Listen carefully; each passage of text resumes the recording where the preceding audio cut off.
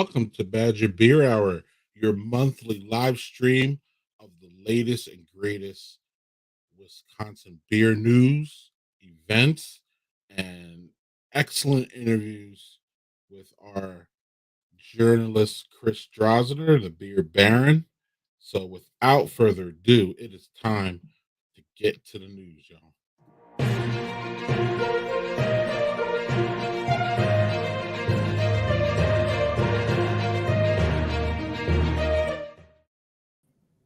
Welcome, fellas. Happy Thanksgiving. Hey, Greg. Yeah. How y'all Thanksgiving doing? month, you guys. I don't know how we got here. Well, November it's just already. the onward march of time. Thank you, Chris. Yeah. Appreciate it. Yeah. So, news. Anyway, With that, let's do some news. We actually have a story that's in my neck of the woods. yeah. Involving people that I know. Right. I know this is one of your local favorites, Valkyrie Brewing in Dallas, which is just, for those who don't know where you're at, it's about 15 miles northwest of Eau Claire. I'm a very geographic person, so I want to know where everything is all the time. I suppose as the crow flies, it's 15 miles. You can't. It's going to take a little longer to get there than that. Okay. Yeah. Well, up that way is Valkyrie Brewing. It's in Dallas. It's a little tiny, not Dallas, Texas. Town, I think. Yeah. And but anyway, Valkyrie Brewing is up for sale after more than 28 years in business. Co-owners Randy and Ann Lee, you know them. Yeah.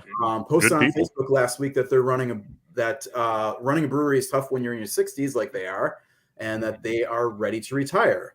And the real estate listing lists this as a turnkey investment, including the brewery's property, which is the building that they own, the building that they're in, the recipes, book of business, the whole deal.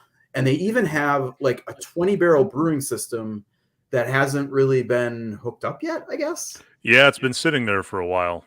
Randy brews on old milking equipment. So old, yeah. But the old new bulk owner tanks doesn't have to. Nope, does not have to. I guess That's right. I think the fermentation tanks will probably still look like dairy, repurpose things, but you can make plenty fine beer in that stuff. This is a small brewery. They made about 300 barrels. They're about in that 300 range.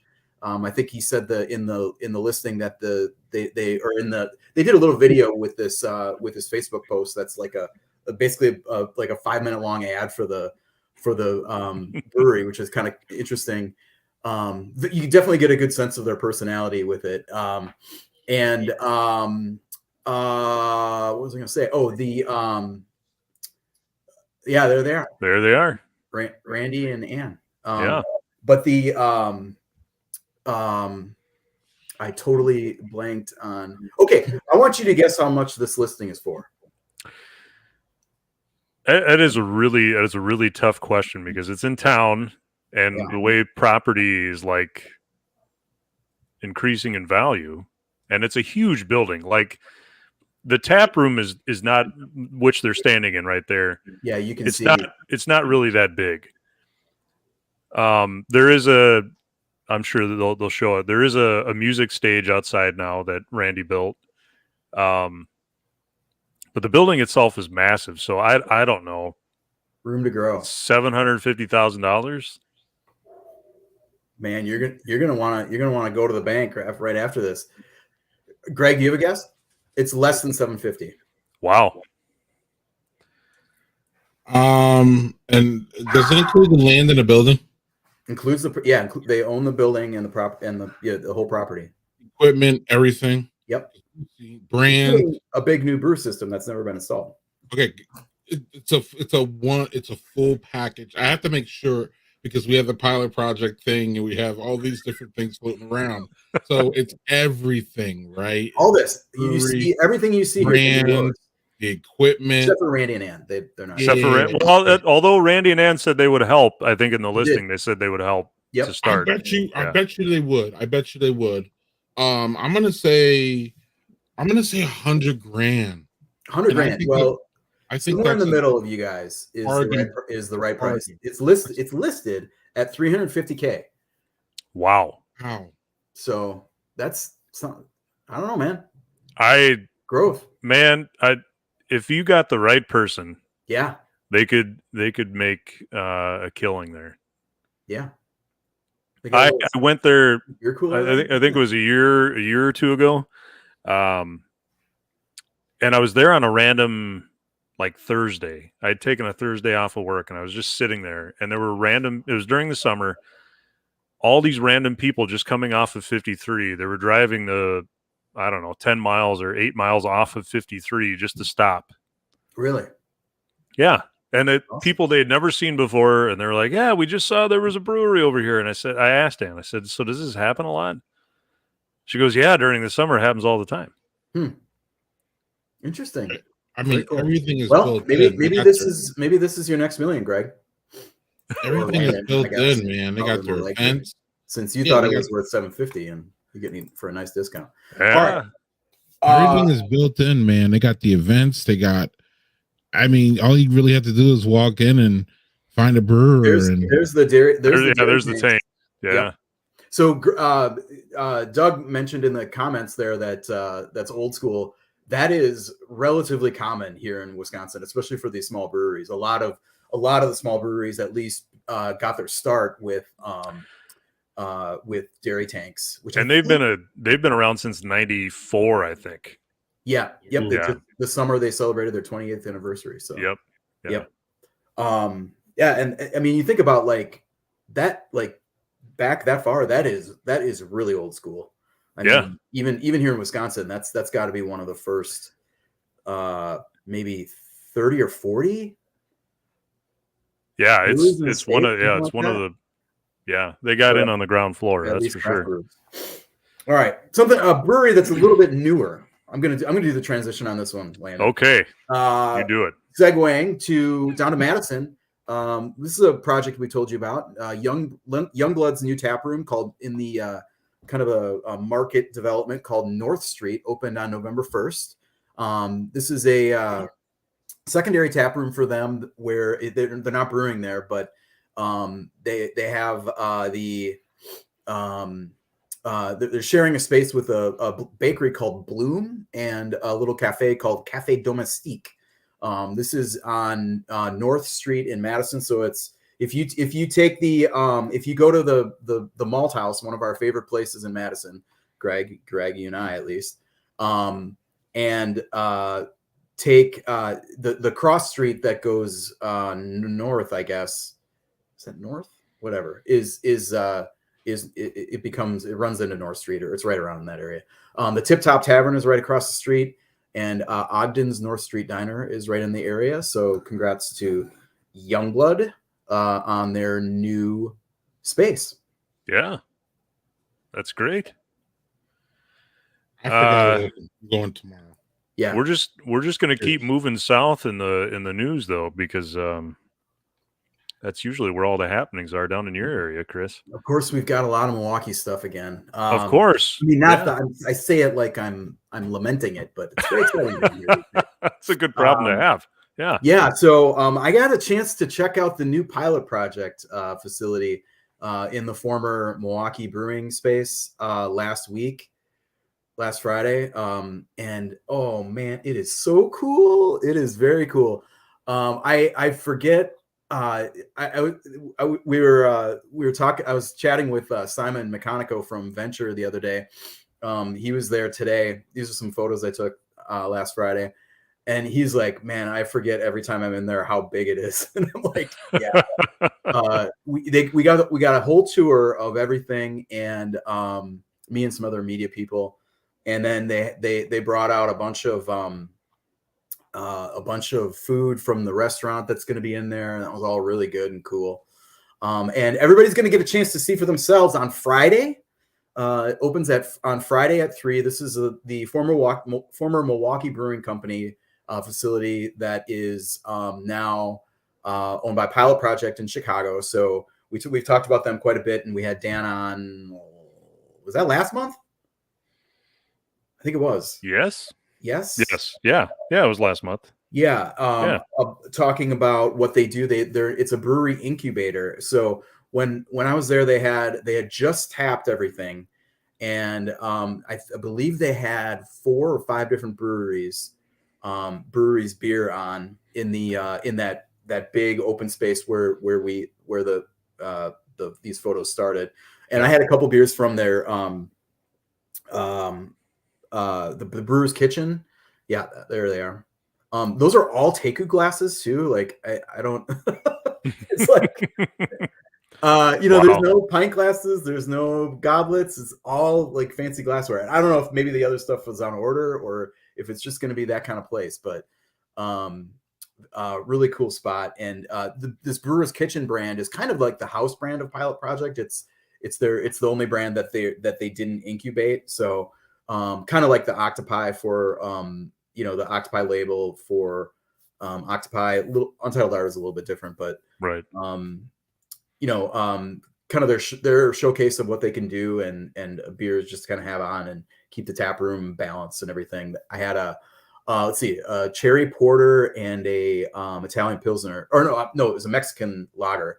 Both were very nice. The lager especially was really good. Space is huge. Like there's more fermenting space in that picture than there is, or in one of those tanks than there is in the entire existing Pilot Project brewery in Chicago. So Wow. we're talking about an enormous amount of volume. They're looking at 75,000 barrels as it is right now. And they're already talking about adding tanks. They had done they had gotten last Friday when I was there, they had just gotten their brewing. I think it was the permit that gave them the go ahead to start brewing on the previous day. So they had pulled a triple back to back kind of an all nighter brewing overnight and starting to get stuff through. They did a test batch that they just dumped, and then 2 Brewer's Kitchen beers. So awesome. Pretty cool stuff. And you got to see Todd, right? I walked by him, but we didn't get introduced, and I thought he would kind of be around later, so I didn't want to be like, hey, hi. But yeah, I did meet Glenn Allen, their official head brewer, or brewmaster. I'm not sure what the title is. Some brewers are very very sensitive about brewmaster versus head brewer. Right. They don't want to be called brewmaster if they're not. Some. But yeah, that's the Pilot Project news. Awesome. So it's tough to move along with after such a big thing, but there is a big event coming up. Brown, Black, and Brews, right? Yeah, this is I guess you could call it a festival. Coming to Milwaukee or being put on in Milwaukee. It's made by all local people, put on by all local people. It's called Brown, Black, and Brews, the 5th ingredient. And this is a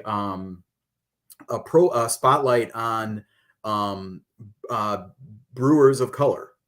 So all the breweries that are featured are owned by people of color, Black and brown folks, and it's happening at the Sugar Maple in Bayview here in Milwaukee. The date is December 3rd, so mark your calendars.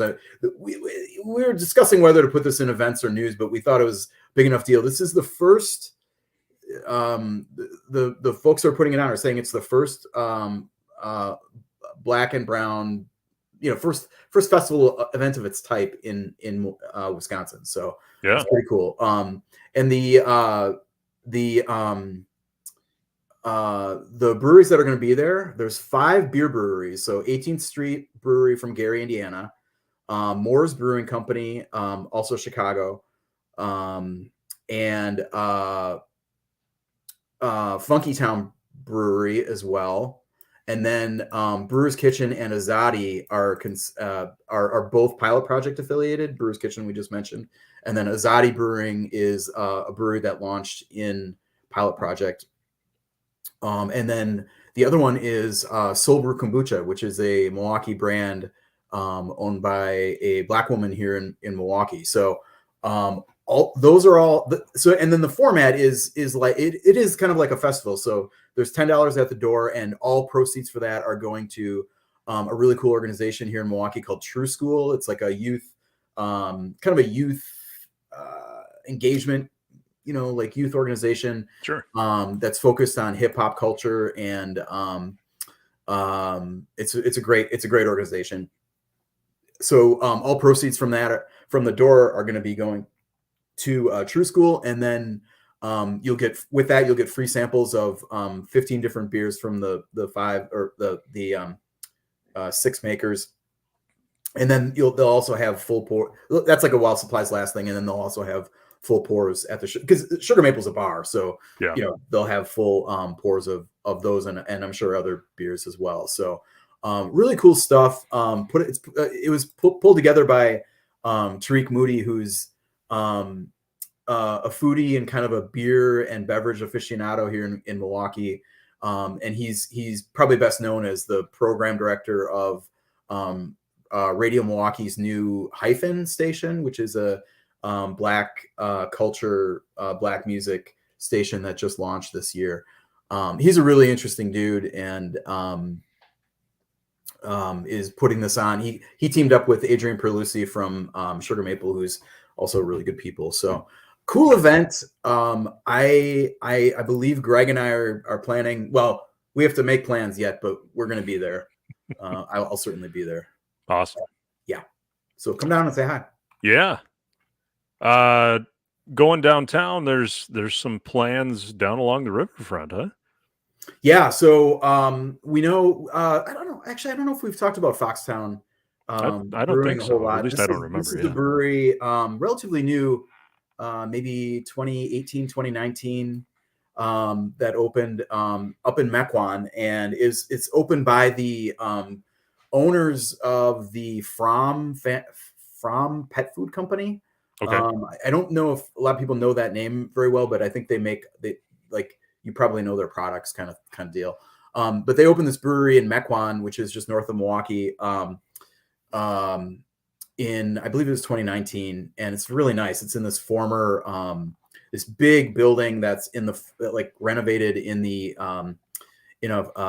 it's a historic brewing building, like from way back in the day. And they have like tours down into the cave. Really nice brew pub. Nice. Very well done. And they are planning a big restaurant, tap room, and distillery right on the waterfront, or on the riverfront downtown. So this is going to be, if you know where I-794, the freeway that goes to the lakefront, yep, where that crosses the Milwaukee River, it's going to be right there on the, wow, basically like across the river from where the public market is, which is an area that has a huge skyscraper going in, huge, like a very huge for tall Milwaukee, residential building, mixed use on bottom, going in right across the street from it. So a lot of development happening down here. It is also right by the Explorium Third Ward location. So, and it's also right next to a dog park that's going in under the freeway. And there's going to be a new section of Riverwalk there. So it's this is an area that's real crappy right now. It's just empty space and freeway, and it sucks. And now it's going to be, looks like it's going to be pretty cool. So I'm excited for this one. The From pet food thing, like the outdoor patio. Obviously, there's going to be a big patio with something like this, and the building looks pretty big. It's like, I think it's like 3 stories or something. So I think that they'll have an event space, I'm sure, in there, and it'll be like all done up. But the patio is like kind of like opens out to the dog park, and so there could be some cool stuff for dogs and people and the beer. I think I have not been up there yet. This is kind of losing my beer baron cred here, but I've heard that the food is really good, and that the beer is really solid as well. So awesome. That sounds great. Yep, exciting. And then to finish the news out for this month, we finally figured out what was going on with Lion's Tail down there. Yeah, this is just kind of tying off a thing that we were really speculating about in last month's Badger Beer Happy Hour, which is the Twitter space that Greg and I do with our friends Maggie and Simon. There was a lot of wild, rampant speculation about what it was, and it turns out that we were way off on all of it. Yeah. And it was a permitting issue. So this is pretty dicey if you're lying. I haven't talked to them yet, but I would be a little nervous about this because apparently they were operating for almost a week in violation of their Wisconsin permitting, which is not good. Apparently they had they posted after maybe the second or third day that they were closed the second time. Remember they closed like on the weekend one day that I think was just kind of catching their breath, and they said they ran out of beer and stuff. But this was a few days later they shut down again, and I'm sure they were being asked a lot why they were closed. Of course, everybody wants to know the why all the time, and to their credit, they came out and just said that they screwed up some paperwork. So I kind of want to ask Paul maybe when he comes on next what what he would be expecting if he operated without a brewer's permit, or it's not the brewer's permit because they weren't brewing, but having the issue is opening a satellite tap room. Maybe we'll have Mark Garthwaite on sometime to talk about this, or maybe it's not really that interesting. But anyway, they did something that crossed up the red tape, and that's it. And they've been open ever since without any problems. And man, you should have seen, when was that really warm day? Like, was that last Thursday? When it was so warm? Wednesday, maybe? Yeah. Something like that. It was like elbow to elbow out there. They got a really nice patio, and man, they are killing it. And the beer is really good, and everything's exciting. I also, in related Toast the Taproom news, got over to our friends at Gathering Place. They opened in the former Stockhouse. Yeah, and that's a nice little tap room. Definitely, like if you go to both, kind of change your expectations for I mean, it's just a lot smaller and a lot less done up, I guess. Not to say that it's not nice and pleasant and a good place to have a beer and to chat with good company, but kind of a different class as far as space and amenities and stuff. Although haven't been out in the beer garden behind it yet. I've heard that's really nice. So nice. Looking forward to that. And that is the Badger Beer Hour news for November.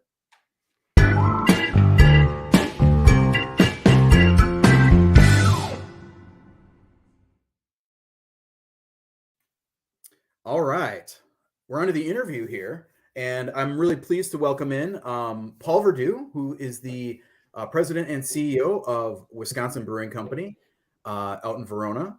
And Paul, welcome to Badger Beer Hour. Thanks. It's great to be here. It's good to see you. And nice to meet you. Yeah. I was kind of late to the show here. I'm the reason why we started like 2 or 3 minutes late. And usually we get a chance to chat a little bit beforehand, but pleasure to meet you, and thanks for coming on. Oh, my pleasure. It's great to be here. All right, so you're here because you made some news earlier this fall. We're going to fold in Wisconsin Brewing portfolio into the Lake Louie brand. So tell us about that. Tell us why you're doing it.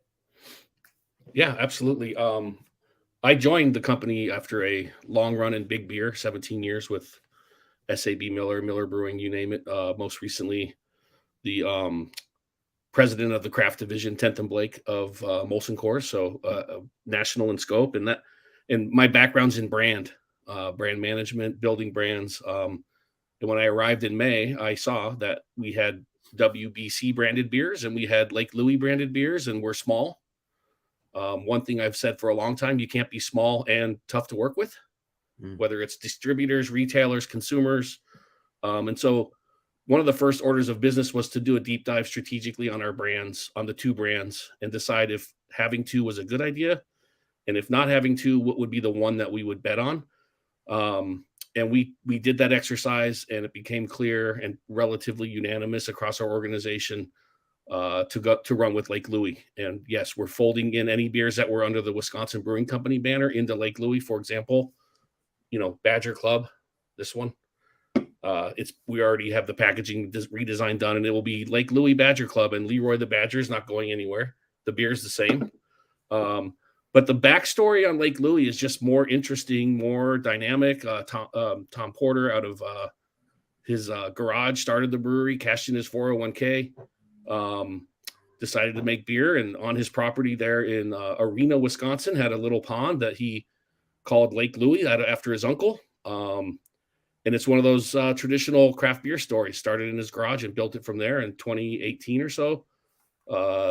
They merged with Wisconsin Brewing Company, but that brand just had a lot more legs, so we decided to go with Lake Louie.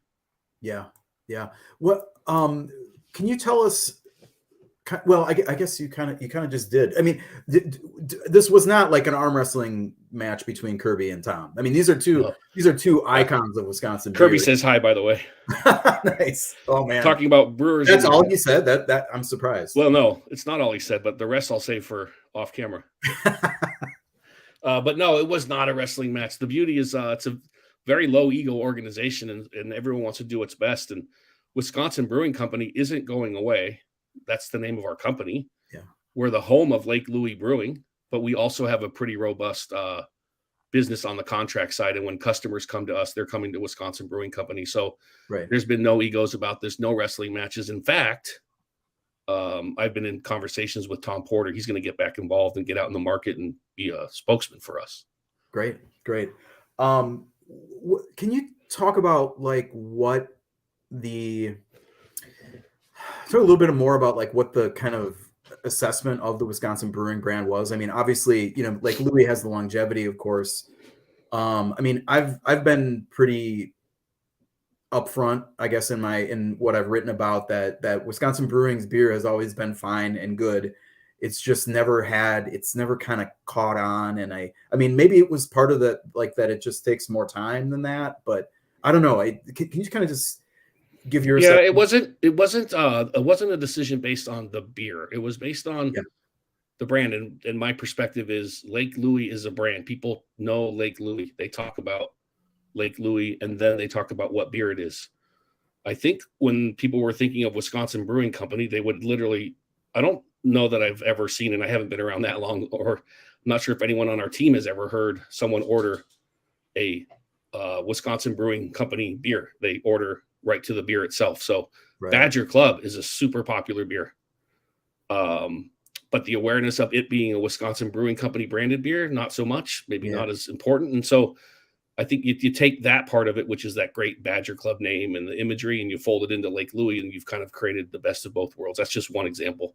Yeah. When is this change taking place? Like what? I mean, I noticed that there are still Wisconsin Brewing brands coming out now, like Bach Wild just dropped. Yep. Relatively recently. I really like that beer. It's a wild rice Bach. Yeah, it's great. Beer. Yep. And so can you tell us when that's going to happen and kind of what goes into the lead time and what behind the scenes, what's happening to bring these two things together? Sure. That's a great question. And it's maybe a little different the way we would approach it than say where I used to be in a bigger business with bigger brands, and they would try to flip the switch overnight. We have to work our way into it just to be smart about it. So yeah, for the balance of this year, the consumers won't notice any change. But we just signed off today on new packaging for a couple of our core brands. So we just signed off today on new packaging under the Lake Louie banner with a whole new look and feel for our packaging, which we're going to be really excited to show everybody. For example, Badger Club and Warp Speed, like that new packaging will be put to use in our packaging run at the end of December, and then we'll transition into it as distributor deplete their existing stuff. Yeah, the new stuff will flow right behind. The other beers would be produced in January. So I'd say the goal, and maybe this is a little bit too in-depth, but if you talk about the major chains across the United States, including those in Wisconsin, they all do a major chain reset in the spring, right? So March, April. So the goal for us is to make sure everything's worked through the old into the new, and our new look and feel is officially launched by the time chain resets happen. So you're talking about Festival Foods, Woodman's, Quick Trip. They all kind of reset their shelves around the same time. We work our new stuff in at that point, and instead of having 2 disparate brands and 2 different sections of the shelf, we'll have a brand family all locked together under the Lake Louie banner. Yeah, there's the logo. We're really excited about it. So I would say a slow transition, brand at a time, depending on the timeline. And it's literally an exercise of how much raw materials do you have? How much finished goods do you have? How much do the distributors have and retailers? And so it'll be what we call a soft transition as opposed to a hard cutover. But we'll start seeing our new logo and imagery showing up here as we speak. Okay. One of the things that that I think Barry, my colleague, Barry, my former colleague, I guess, Barry Adams, did the kind of the definitive story on this for the State Journal, and one of the things that his story and that you talked about in that story was that the distribution situation and I didn't realize this when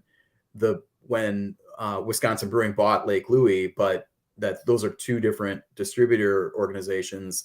Can you just talk about the advantages of consolidating that? And I'm assuming that there's a cost on that. I've heard previously that distribution deals are costly to, I don't want to say get out of, but to change in that way. So can you talk a little bit about the distribution aspect of this?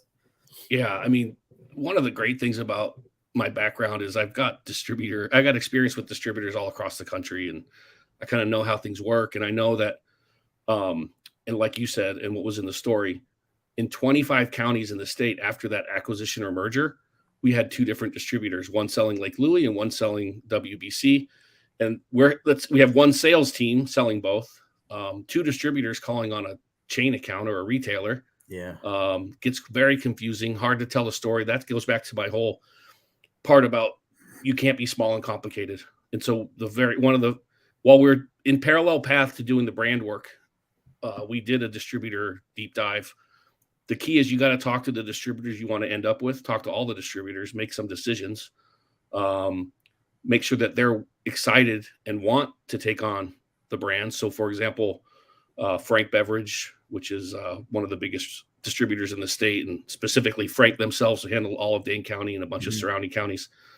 They were one of our distributors, and then WDI was the other. WDI sold our Wisconsin Brewing Company brands, and Frank sold our Lake Louie brands. And so we made the decision to go with Frank, and Frank had to be willing and able to do it. And this happened in 4 or 5 other distributorships. But yes, there is a financial transaction that takes place, not with us, but between Frank and the terminated distributor. It happens all the time. You probably have heard stories. I mean, there's been several transitions in the state of Wisconsin in the last couple of years. So the distributors are not that they like it or want to be part of it, but they are. So yeah, there's a financial transaction that takes place between those 2. And then we kind of move on from there. So I'm happy to say we're fully consolidated across the state into a fantastic distributor network that covers the whole state with just 6 distributors now. Yeah, that's interesting. My impression from since really WBC launched was that Wisconsin Distributing was a pretty strong partner for and a real advocate, especially when in kind of getting the name out there. And of course, like their own team or your own team. I don't know. I know you weren't there, but at the time, but whatever. 100%. No. But yeah, that obviously their team was working hard on it too. But it wasn't an easy choice. I mean, we had to, to do some analysis and to have some conversations. The one thing about Frank Beverage Group is they own Lacrosse Beverage and they own Beer Capital. So basically the entire, and then CJW down in Racine, Kenosha, Woolworth counties. So the entire southern part of the state, southern half of the state is covered by basically one large distributor group and then CJW. And that just seemed like a much easier solution. And the other thing is I know from my Miller, Molson, Coors days, I know the Frank Beverage Group really, really well. Yeah. And so part of it is the beer business is built on relationships, and that's just where my relationships were. And not just that, because they do a fantastic job as well. So that's where that decision landed. Yeah. And that is the Miller House in all those markets too, right? Yes, it is. Yep. Okay. Let me see. That's interesting stuff. Okay. Want to talk about the Dock Hounds and the Wisconsin Brewing Park. So Tell us about just a little table setting here. Wisconsin Brewing Park is the home of the Lake Country Dockhounds, which is an American Association team, kind of like it's like a independent pro league, and similar to the Milwaukee Milkmen is same league. The other now rivals. Yeah. Yep. And Wisconsin Brewing has I believe it was last year, right? Purchased the naming rights to that stadium, and just this year you announced that that putting in a pilot brewery and a little brew pub kind of set up in the stadium. So tell us about that and why. Like, what's the why there? Yeah, I'm super happy to talk about that. The Lake Country Dockhounds had their inaugural season this past season. They opened in May of 22. We were there from the beginning with them when they were in discussions about how to approach sponsorships and the naming of the stadium. And before my time, it was a deal that was struck to make it Wisconsin Brewing Company Park, which we're super excited about. And then part of that deal, they have a club level that's open for all the games. And there's a big, nice, beautiful bar in there and lots of seating. If you didn't know it was at a baseball stadium, you could argue it looks like a tap room. And then adjacent to that space is a beautiful, behind clear glass with some stuff, is our beautiful brand new 5-barrel pilot brewery, which I was up on the deck last week with the aforementioned Kirby Nelson, throwing some malts into the kettle and getting going on our first ever beer, which is a Vienna lager that is in the fermentation tanks now, one of our many fermentation tanks right inside there. And so we have a great partnership with the Dockhounds during the season. It's an amazing tool to use and create innovation and expose our brand to the thousands of consumers and fans that come through there. The name of the brewery in there is called the Lake Louie Brewing Dockhouse, which is a play on the words of the Dockhounds. And then in the off season, basically Wednesday, Thursday, Friday, we're still trying to figure out a plan for Saturday, but we're going to treat it like a tap room, and we're gonna have a soft opening in January where during the week when there's no games going on, that second level in the club section will be open, and we'll be selling our beers, and it's in partnership with the team, the ownership group, and also the concessionaire who has to kind of run the operation. We have a license there to brew beer, and then we sell it to the Dockhounds, and then they can serve it. So we're really excited about not only the exposure that we're getting outside of Madison now for our business, but also unlock creativity, innovation. We'll be making all kinds of stuff on there. We'll be able to do custom beers for different events and people. It's just going to be a total blast, and I can't wait to make sure it's fully up and running here shortly. Yeah, you guys do have a pilot brewery in Verona, though, right? Okay. Yeah, it's just a small couple barrel system. Okay. 1 barrel, 2. We can do a couple barrels on it, and we now meet every other week, and we lay out the schedule for all of our systems. Okay. The big one, the big 80 barrel system, and then the 5 barrel, and then the small one. Yeah. Okay. Is the I had to wonder if there was some not buyer's remorse, but just like timing about the stadium name.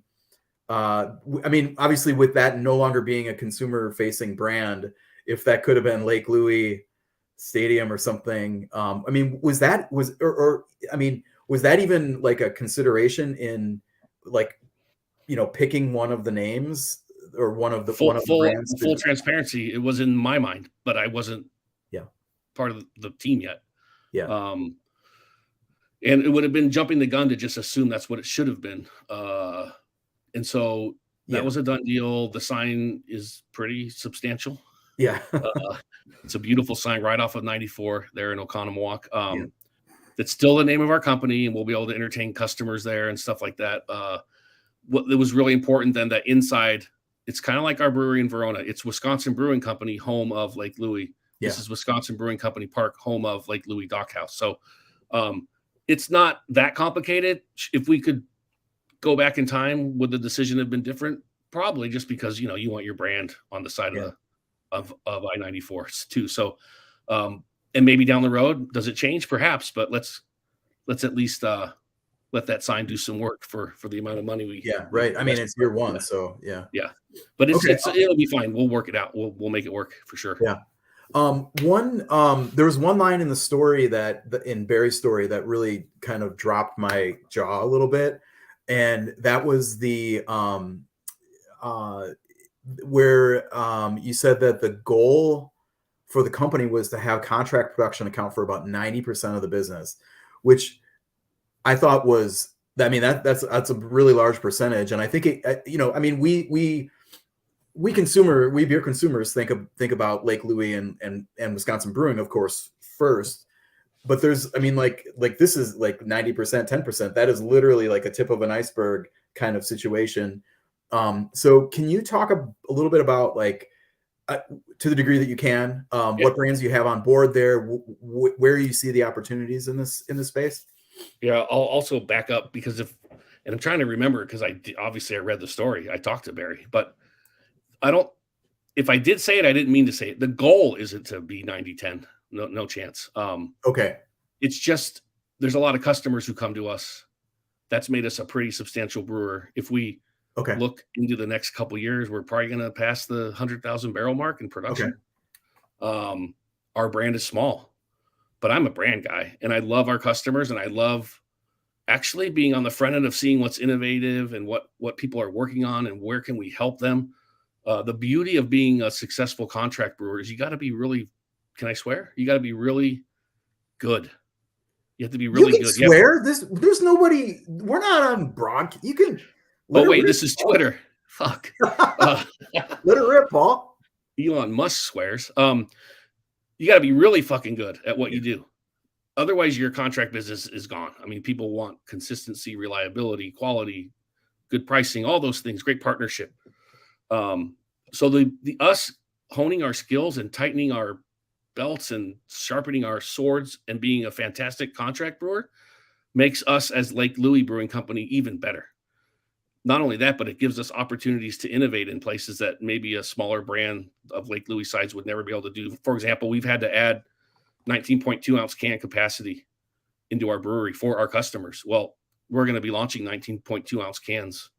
Okay. It's probably one of the only local Wisconsin-based breweries to be able to do 19.2. So now we'll be able to go into Quick Trip and be the local option next to Voodoo Ranger, Terrapin, Goose Island, none of whom are from this area, right? Yeah. So I think being a great contract brewer is enabling for us to grow where my real heart is, because I'm a brand guy. I've built brands across the globe in the beer business. I'd like to think I have anyway.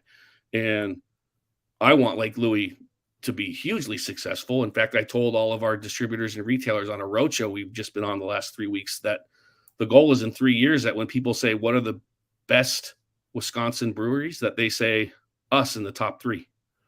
Not size, because we'll have some time to get there, but in terms of reputation, quality, availability, I want us to be in that conversation. I want Lake Louie to be in that conversation. And so is it going to change from 90-10? I can't predict that. And our contract side is robust and growing, but I want our Lake Louie brand to grow a lot faster. So it'll eventually close that gap. Maybe not all the way, but it is where the passion of our entire team lies, is building Lake Louie. Yeah, that's great. I mean, you mentioned, it's interesting. Like, to me, like, it's a smart move, like the Lake Louie thing, and as an observer of this, because that brand has so much love, particularly in southwest south in the Madison area, but I think it's been around pretty much statewide for a long time too, and it's such a fantastic beer with warp speed. I mean, and I think anybody who's met Tom, just, really, I mean, he's pretty easy to like, and he's super. And he's going to be getting back out there with us. Yeah, it's going to be awesome. Yeah. As I've made Ellen from our team and I have made this road trip across the state, not one person has batted an eye at this move that we're making. In fact, there's a ton of excitement, not only because Lake Louie is an awesome brand, and yes, Tom Porter is going to get back involved. His name comes up every time. We'll be able to put under one umbrella this beautiful portfolio of an amber lager and a Scotch ale and a couple of killer IPAs. And right now we have in the tank an Imperial IPA that's hopefully going to crack the 9.0 mark and be really exciting. So not too many beer companies can tout such a cool portfolio, and we're really tight. We're not asking our retailers to take every last SKU. You've probably read the national press. People are saying, hey, we got to simplify and cut back on SKUs and focus on core. It's what I've believed my whole career. So, there's not one person has batted an eye. People are excited, distributors, retailers, consumers will get there as this stuff rolls out. So yeah, it's going to be awesome. Yeah. I guess I say that because, like that's a big lift, like top 3 breweries in Wisconsin. There's a lot of really good breweries here. And I mean, I'm just off the top of my head, like Lakefront, New Glarus, Central Waters. And I mean, like, you know what's out there. And I think 100%. everybody who's watching does too. Well, but I do think that Lake Louie like has the foundation to like get there. If at least in terms of like it's not all from, lab metrics and like quality standpoint. It is very much about branding. I mean, we love this little cow jumping over the state in the spotted cow label. Like actually, that's okay for that to be a reason. And you flash up has that in spades, This probably seems self-serving. Can you flash up the logo again? I want to. Greg, you got it? Yeah, because I literally was in Lincoln, Nebraska today. Woke up there today. Was there for a couple of days. I was in a brand new small brewery called Heavy in Lincoln. That's between Lincoln and Omaha. And I gave the owner of Heavy Brewing Company my card, and he looked at this and said, "Holy crap, that's freaking awesome! That beer lure is amazing." And that beer lure is a riff on our existing Lake Louie lure, but it's ownable. It's in the beer space, and you're going to see that thing show up all over the place. Merchandise. We've already got a huge line of merch coming. Like, because that guy, you're going to see that guy showing up, and that's going to be really fun to work with. And you may even see real fishing lures made to look just like that. So we are really excited. When you come up with a good creative idea like this, the juices get flowing and the opportunities get cranking. And we're going to do it in a not, I could probably be accused of coming from big beer, so being cheesy and doing stupid shit, but we're going to be really authentic, really smart. We're going to be kind of in the voice of Tom Porter and Kirby, and kind of our motto is basically we're all old enough to know better, but we're but young enough to do it anyway. So that's the Lake Louie model. Dive right in. And so we're going to have a lot of fun. We're going to try to make sure that people don't forget this is the beer business, and we're going to have a ton of fun doing this. Nice.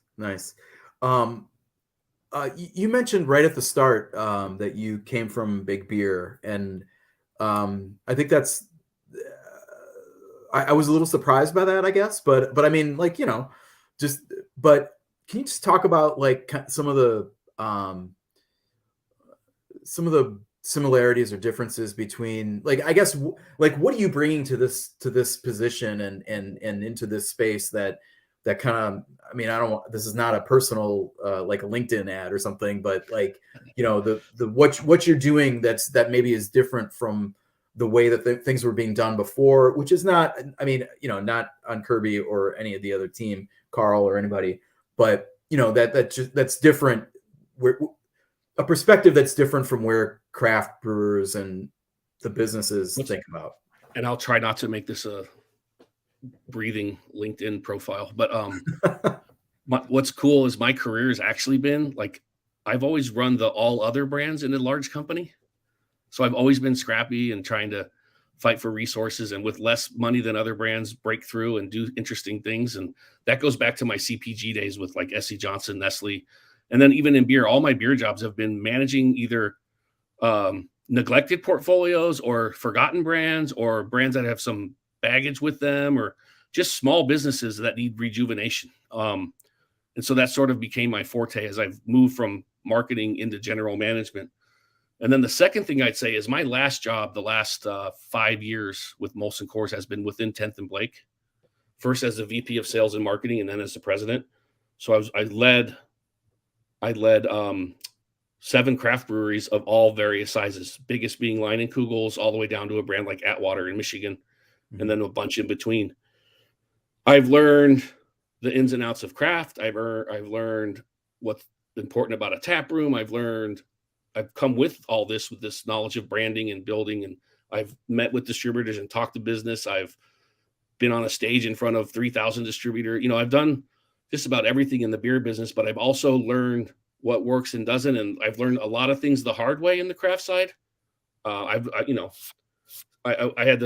was part of the group that had to shut down St. Archer, which just was a sad thing to do. But we tried some things on St. Archer and they didn't work, and we had to make a tough call. I've worked on brands that we've expanded into new states and then had to pull them back a little bit because it didn't work. So I've learned the good, the bad, the ugly, and how to operate within a very dynamic, very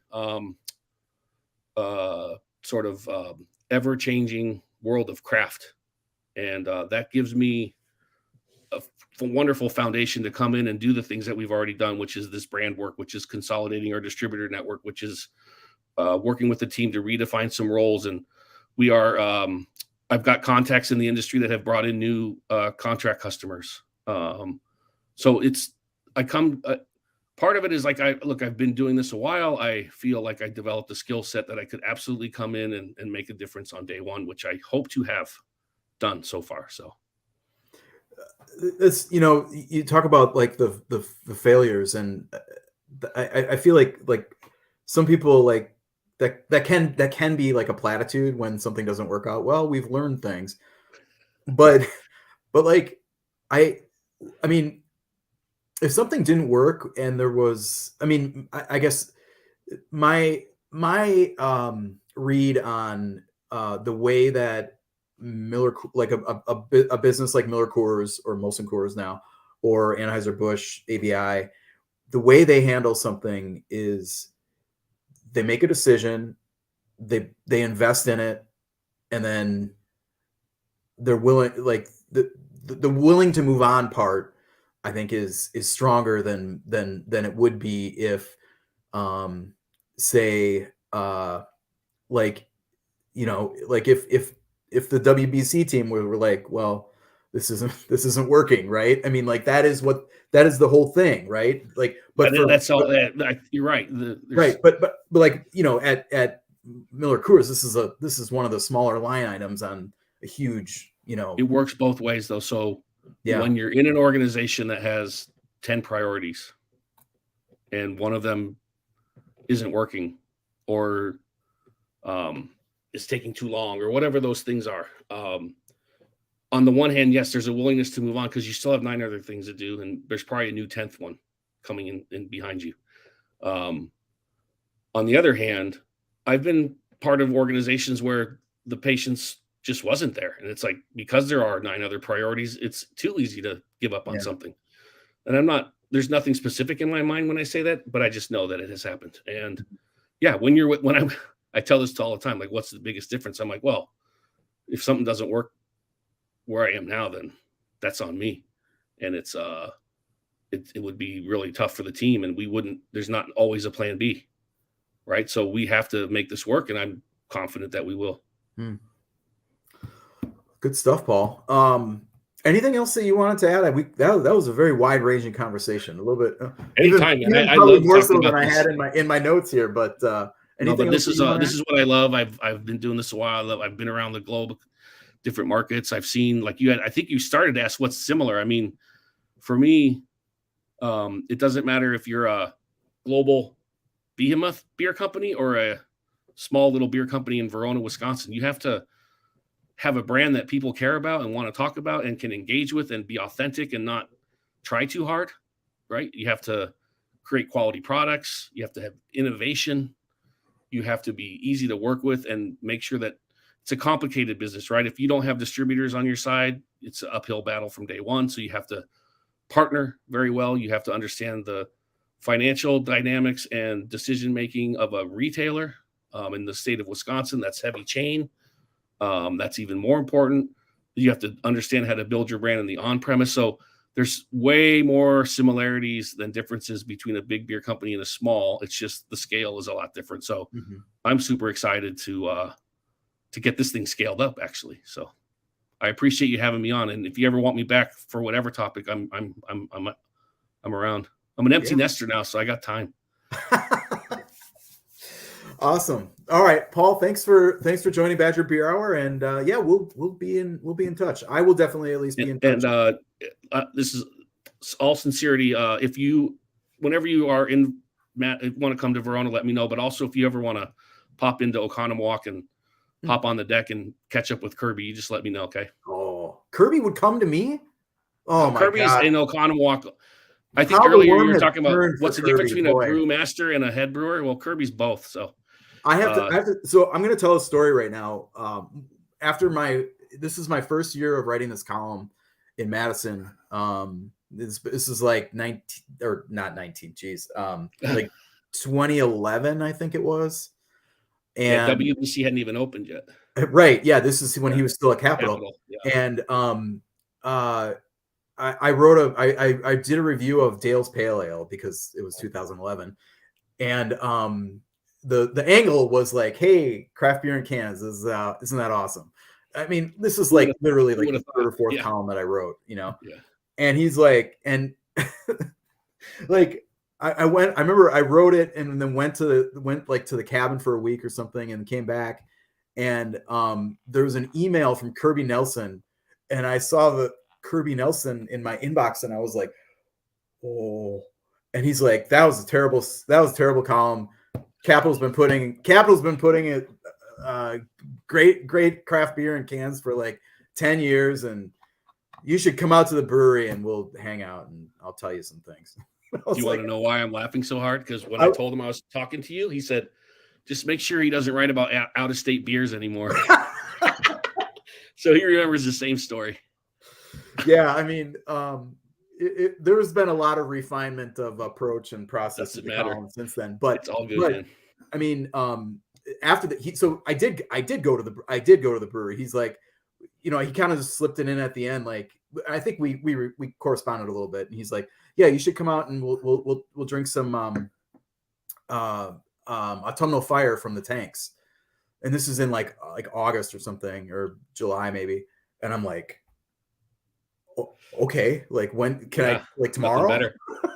So I went over to Middleton and he gave me a tour of the brewery, and we hung out in his office all packed with, I mean, it was terrifying. And he gave me little snitches out of the tanks of Eternal Fire, and he told, or Autumnal Fire, and he told me about Eternal Flame that he was working on. That was the first year that Eternal Flame came out with which is like a Solera version of Autumnal Fire. It was very, very cool stuff. Yeah, nice. Yeah, and he was, and I was like terrified of him from this first email, and I knew like he's a big deal, He's a legend. And I never felt like more of a novice in beer than when Kirby Nelson emailed me and told me I was dumb, which I was. But after that, like, I went over there. He was so nice, and he's just he's a wonderful ambassador for. He's the best. He and Tom Porter under one roof. Like, what could go wrong? Well, as long as they're sticking to beer making and nothing. Yeah. Well, okay. Yeah, I don't know. I mean, I don't know. I guess. I mean, there's probably a reason like Lake Louie is with WBC now. No, they're both awesome. We're so lucky to have them. So it's great. All right, Paul, thanks so much for joining us and making this the Badger Beer hour and a half. This is definitely longer than I was expecting. So don't worry, man. I enjoyed every minute. Thanks, man. Appreciate your time and insight. Thanks for having me.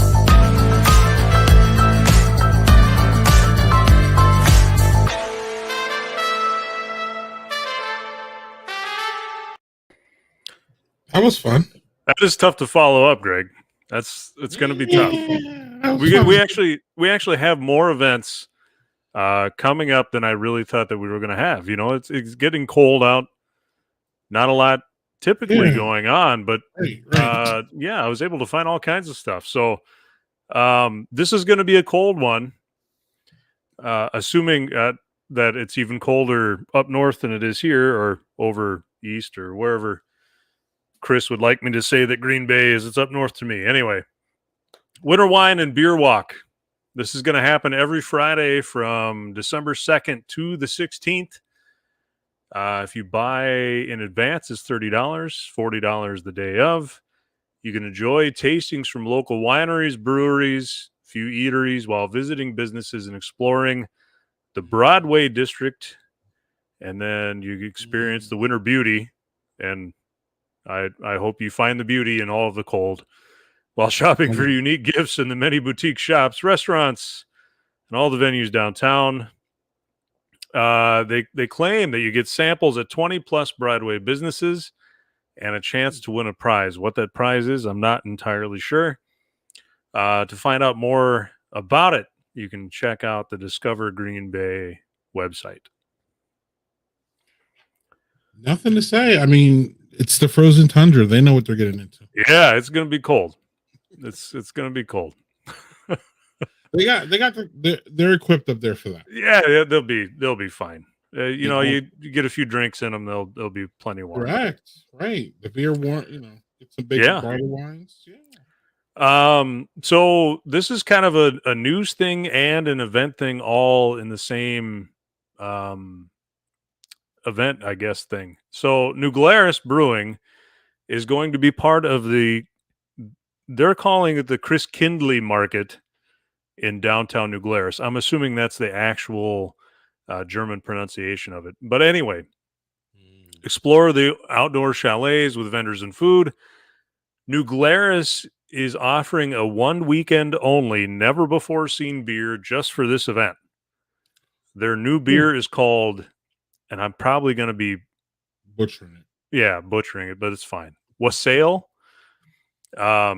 It's a German. If it's a German word, it's one that I have not heard of. So, it is a holiday stout with hints of chocolate, vanilla, and spice. And then, of course, they'll be finishing this beer off with Biersteckeln. It's what I would call hot poked beer. It's much easier to pronounce. Right. But it's where they take your beer, they have a metal rod, they put it in the fire, they take your beer, they poke it in there, and it bubbles up. That's something. Yeah, you get kind of a caramely aftertaste to it. It's fantastic. And this new yeah. So it's a great way to try a new beer from New Glarus that's only at this event. And when is this again?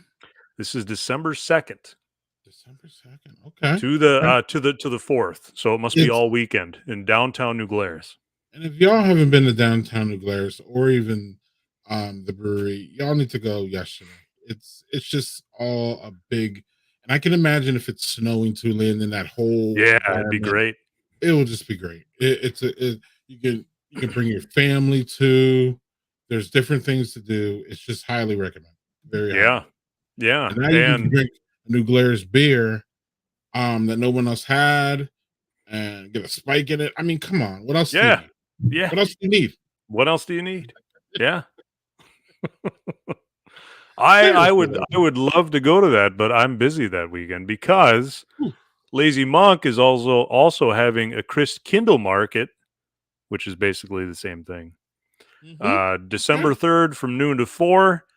Live music, local vendors, German brats, and I know this personally that Santa and Mrs. Claus will be there directly from the North Pole.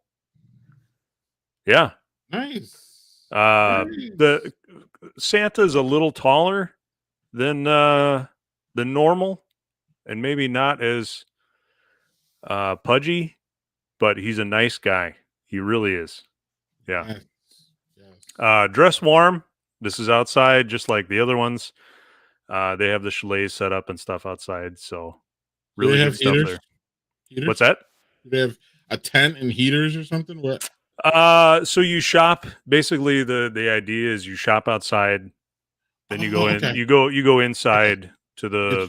Yeah, they got a big tap room, so it's kind of like a farmer's market. I'm envisioning them. Yeah, kind of like that. Yeah. Yeah, that's cool. Okay. Yeah. Go outside, shop all the chalets, and then you go back inside and enjoy your brats and your beer and whatever. Or you go inside, get a beer, come out. Maybe they would put it in a plastic glass for you. I don't know. Eau Claire's not cool with beer outside. They're weird about it here. I don't know what the deal is. Y'all in Yeah. Wisconsin, stop it. I know it. Tell the Stop it. city council that. Anyway, Stop it. I will. Give me yeah, right to forward me their shit. Stop it now. Come and then on, we've man. got, and then we've got one more. They're calling it a holiday vendor fair. Amer Ale Works is having something similar to Lazy Monk, except this will all be inside in a refurnished barn or a refinished barn. Amer Ale Works is in a big barn that they redid, and so you can shop up top, and then you can go downstairs and eat and drink beer.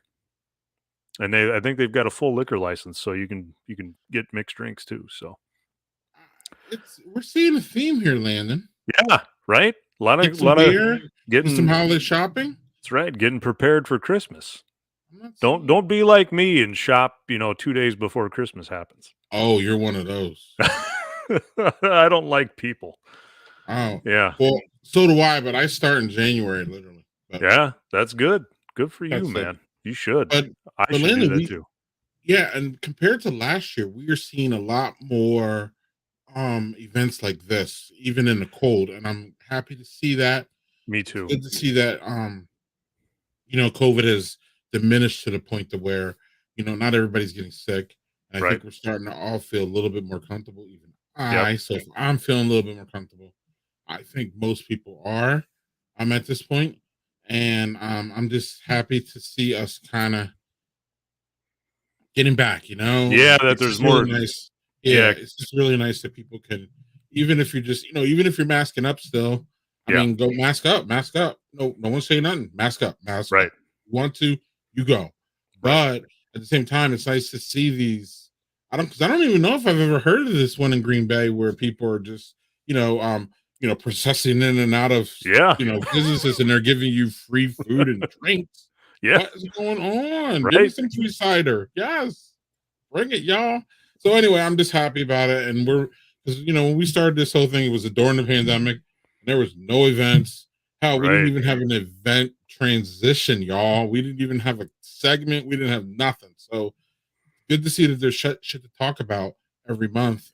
And it's everywhere too. So it's not just in Milwaukee, like Chris sometimes laments. And we love them. I love Milwaukee, but I love Milwaukee. But he's right. We are never there.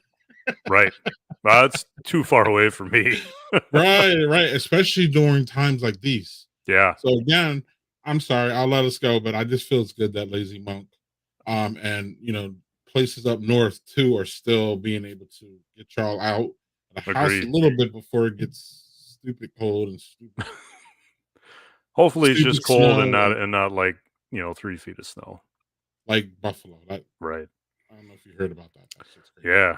It's gonna be crazy. Anyway, Landon, are we we've got a few more. There's a mountaintop beer fest, in January or in December. Crazy. This is in Elkhorn on December 3rd. It's from 2 to 5. $45 online, $50 at the door. Alpine Valley Resort, in collaboration with the East Troy Family and Community Resource Center, they're going to host their 6th annual Mountaintop Beer Fest. I imagine it probably wasn't consecutive, but it's their 6th. The event will benefit Holiday Help of East Troy program, which supports local families in need during the holiday season, which is a great cause. You can enjoy a variety of beers from an array of breweries, hors d'oeuvres, or otherwise called hors d'oeuvres, live music, complimentary raffle ticket for bucket raffles, and more. So, December Beer Fest. That's great. One to bundle up for. Yeah. And then Mount Horeb. At the Grumpy Troll, their Buddy's Brew Pub is transforming their pub into a Christmas brewery inspired by the lighthearted Christmas comedy Elf. Whoa. So you can go there. Makes sense. This all makes sense. Starting November 25th, they will have the tap room transformed into Buddy the Elf's, I don't know, workshop or something like that. Anyway, inspired by that movie. So you can go check that out. It looks like it's going to be a fun time. Yes. And if you're a fan of that movie, clearly you got to get right. Yeah. Fun movie. One more beer fest. So Little Big Beer Fest at, I'll probably butcher this, Sahal Ale Works in Grafton. I know the name, but I just don't know how to pronounce it because I've never been there. Anyway, they're hosting their Little Big Beer Fest, an a la carte sampling of 20 plus limited high ABV beers to keep you warm from 15 breweries, including Lakefront, which they have some really nice high ABV beers, G5, Mobcraft, Funk Factory, Fermentorium, Three Sheeps, Amorphic, Giant Jones. We all know that they have some high ABVs. Lion's Tail, Ope, Supermoon, Radix, and Indeed. Nice selection. Yeah, right? Nice. Yeah. Okay, and how much is this again? We got prices on there? Do they actually have a price on there? That's the question. But this is I'm sorry, what's the date again? A la carte pours. December 3rd, 1 to 5. It's everything is happening that weekend. I know, right? Yeah. Well, can't we spread it out a little bit? No, we can't. We never do. Looks like there's going to be all kinds of stuff. Food, a brat fry. Yeah. So they're pouring outdoors too, by the way. So if you're going, bring a coat and probably some gloves and a hat. But I'm cool with those big ABVs. Those warm you up. Yeah. And I found this on my desk in a glove that you can put your beer in.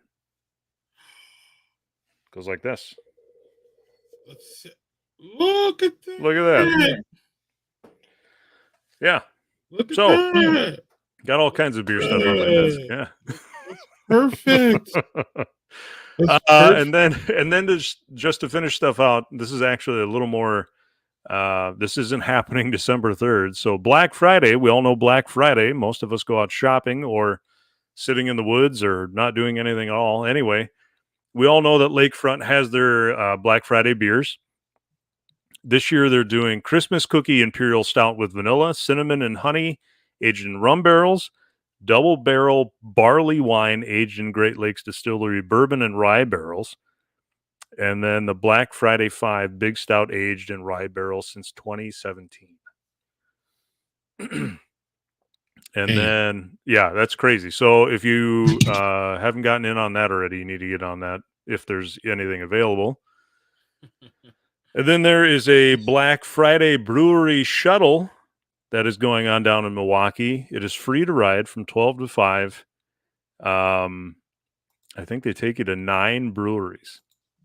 So, yeah. Deadbird, Eagle Park, Good City, downtown and East Side, Explorium, Pilot Project, yeah, which we just talked about today, Pilot Project. Indeed, Wizard Works, Broken Bat, Torzala, Component, New Barons, and 1840. I don't even care at this point. Yeah, so if you don't get in on the lakefront stuff, just do the shuttle. Bus. Yeah. The bus. Yeah. As long as it's not too crowded, I am cool. That sounds like a great idea. Get in on it early when there's nobody when they're all in line for the lakefront stuff. I'm gonna check this out though, because who's paying for this bus? It looks like Indeed and Eagle Park are paying for it. Or City Tours, MKE, Pilot, or they must all be paying for it. So that's a hell of a deal. Free. Listen, we gotta get free. This going. Yeah. Madison, we gotta get this going. There's no way we could do it in Eau Claire. It'd never happen. It'd take 2 hours to get to a place. Yeah. We could do it in Madison. And I need we're not that cool here. We're working on it. We're and then on Milwaukee's got a bunch of other Black Friday beer releases that you can go check out. 1840's got one, Three Sheeps, Amorphic, Baloba, Black Husky, Central Waters. They've all got stuff going on that's not up north where I am. It's stout season, y'all. If you're down in Milwaukee, you've got so much stuff to do on Black Friday. You don't even need to shop.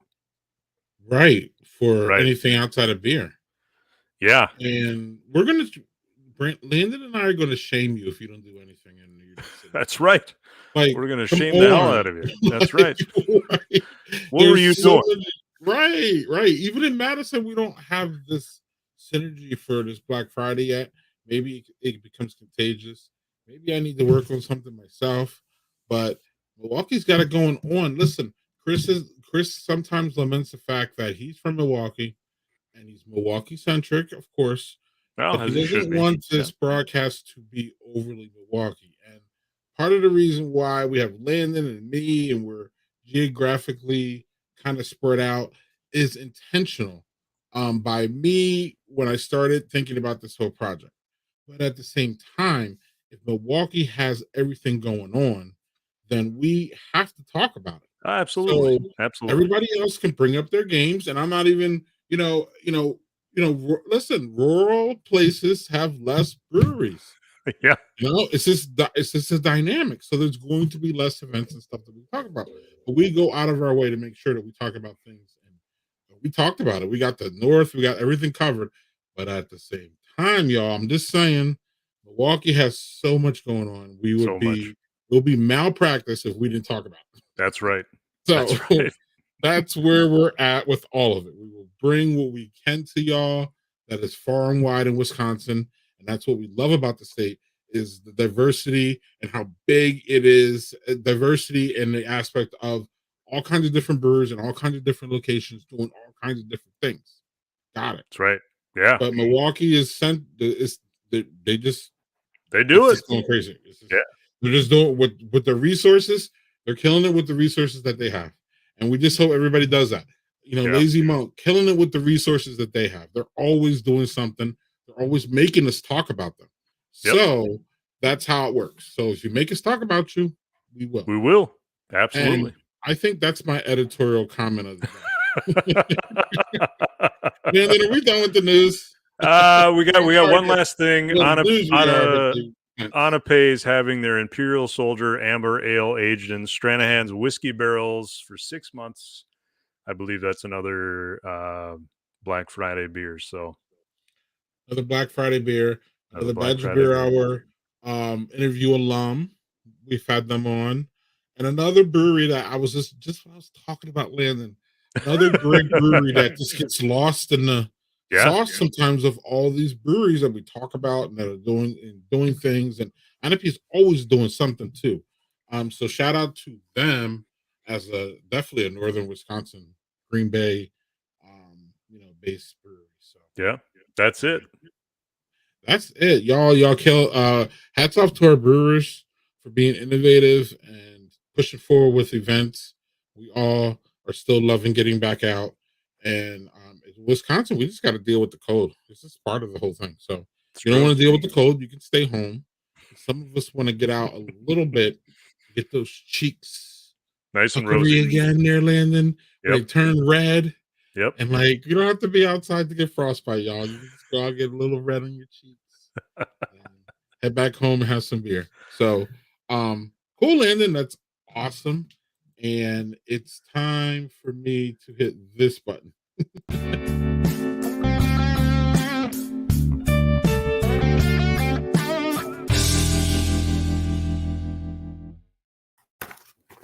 Okay, hold on.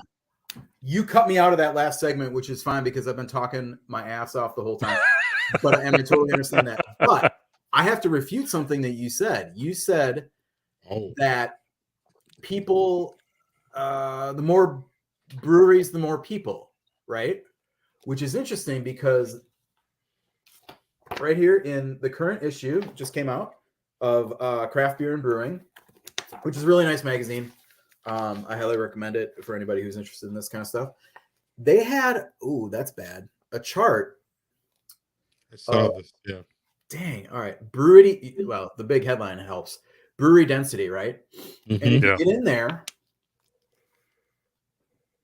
all right, this is not working. But there's a, it plots the most breweries per capita. So naturally, look at the upper Midwest, and there's a red. tint to it. Yeah, there you go. See, like There you go. the dark red is like the Yep. most, and then the light red, and then the blue obviously is the least, and heat maps. Oh. But look at Wisconsin there; it's red, and so is Minnesota, and so is Michigan. I guess Yeah. they kicked Upper Michigan out into Canada or something because that's great. But everybody, I'm sure listening, will be happy to know that Wisconsin is the highest among its neighboring states.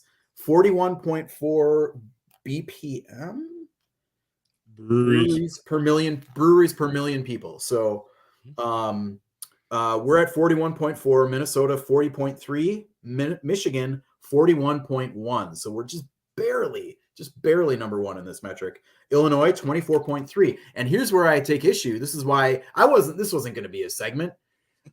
But you said Milwaukee, of course there's more people, so of course there's more breweries. Not true, my friend. Illinois 24.3 BPM. But dudes, Montana 97.7, Wyoming 74.5. Dude, Montana is underrated. Yeah, It's underrated. Both those states obviously have really low populations, so that can throw things off. But how about Colorado? This has got big cities and stuff. 74.6 BPM. Almost 50% higher. No, more than 50% higher of a per capita than Wisconsin. So yeah. Anyway, I just want to point that out. Can I respond to his attack on me? My rant? Do it. No, it was definitely more in the context of Milwaukee has more breweries or more people and more breweries than Eau Claire, who has. Yes. Obviously, we don't think about where things are happening per capita, but we do try to balance. Right. We do try to keep, all of the stuff that we talk about from all over the state. So I think we do a great job. I really do, but that's me. Maybe. But Chris, what's going on with you? Any beer-related events besides that brewery? Yeah, so I just wanted to talk about the beer that I'm having right now, which is not all that unusual. You guys have seen. Oh, damn, that is some glare. It's been on my face the whole time, too. I've been like super red. This is a batshit crazy from Mobcraft, which is not, that's one of their flagships. No big deal. Yes, it is. What's interesting is where it came from. Oh, that's a big mother. This is the Mobcraft beer advent calendar. Look at that big boy. I got it 2 years ago. Yeah. So, and they were kind enough to send one over to me. Actually, I went and got it, but that's cool. This is really fun. Like, so, and I'm obviously getting into it early. See, I got in there on the first day. So the first day, spoiler alert, is batshit crazy. But there's 24 different beers in here, and Mobcraft, like, they do a lot of crazy stuff, and they have a lot of beers. So, there's not a lot of breweries that could put together a package that has 24 different beers in one day, at one time. It's a pretty unusual thing. And some of them they're saving. I actually have the whole breakdown of what they are right here. It's, let's see here. So quickly, they're not the same for everybody. As far as like I believe days, they are. Yeah, I believe they are. So everybody has a day on the second day will be I don't know. That's a good question. They weren't when I did it. Let's put it that way. Okay. Yeah. All right. I followed along with some Instagram people. We had a lot of the similar days, and then some were not so similar. So. Oh, okay. So this year's advent calendar has 6 collab beers, 4 seasonals, 5 core offerings, 5 limited releases, and 4 barrel aged beers. So there's a lot of off the board stuff here. Yeah.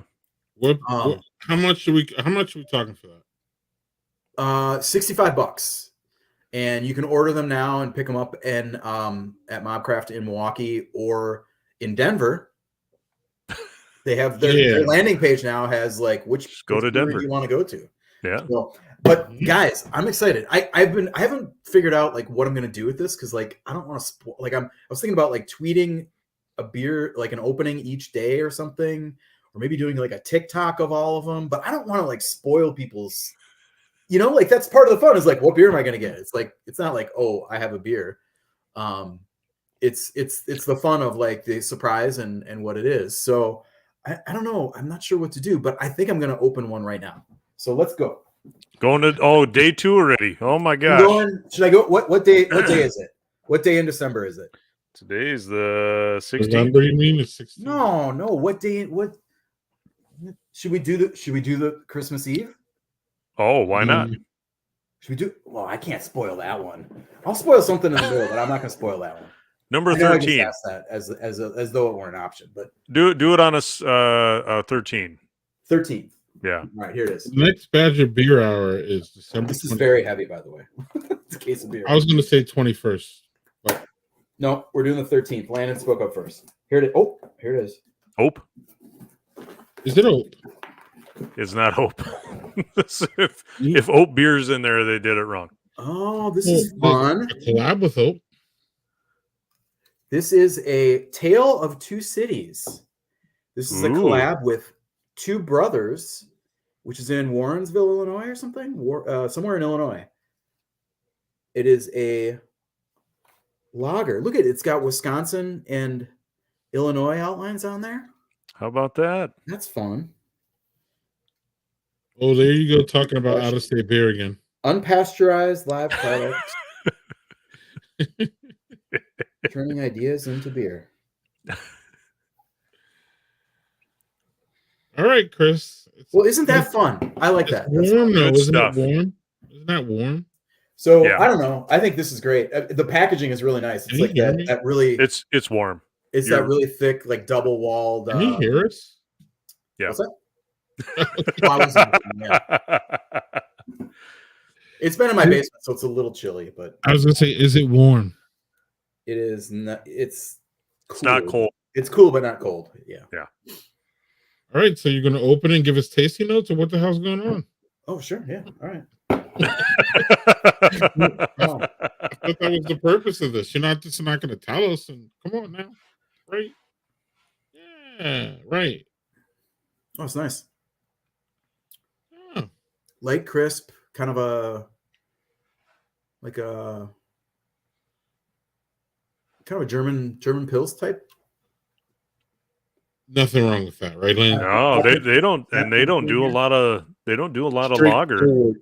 Yeah, Like- and straightforward lagers too. No, Like, yeah, just here's just a lager. It's good stuff. I Right. it's That's interesting. not I was bad. expecting, like collabs with local breweries, or maybe something from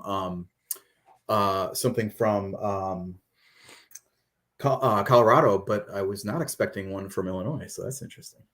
yeah. One of their All right, Chris. future tap rooms going to be in kind of the Chicago, like way outer burbs like that, because I think